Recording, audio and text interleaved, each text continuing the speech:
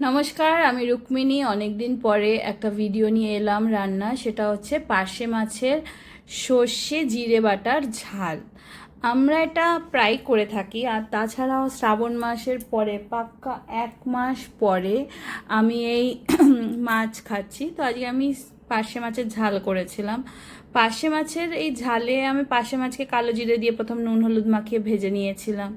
তারপরে ওই তেলে একটু টমেটো কুচি দিয়ে জিরে, হলুদ, লঙ্কা গুঁড়ো, নুন দিয়ে একটা কাই কাই করে রেখেছিলাম, ওটা দিয়ে ভালো করে কষে নিয়েছি। আর একদিকে সানরাইজের গুঁড়ো সর্ষে যেটা পাওয়া যায়, সেটা আমি উষ্ণ গরম জলে ভিজিয়ে রেখেছিলাম নুন দিয়ে। ওইটা জলটা ছেঁকে সর্ষে বাটার জলটা দিয়ে ঝোলটাকে ভালো করে ফুটিয়ে নিয়েছি। যখন ফুটে এসছে ওর মধ্যে মাছ দিয়ে আর একবার ফুটিয়ে ওর মধ্যে ধনেপাতা, কাঁচা লঙ্কা আর হালকা একটু সর্ষের তেল ওপর দিয়ে টপ আপ করে দিয়ে ওটাকে নামিয়ে নিয়েছি। খেতে খুব ভালোই হয়েছিল।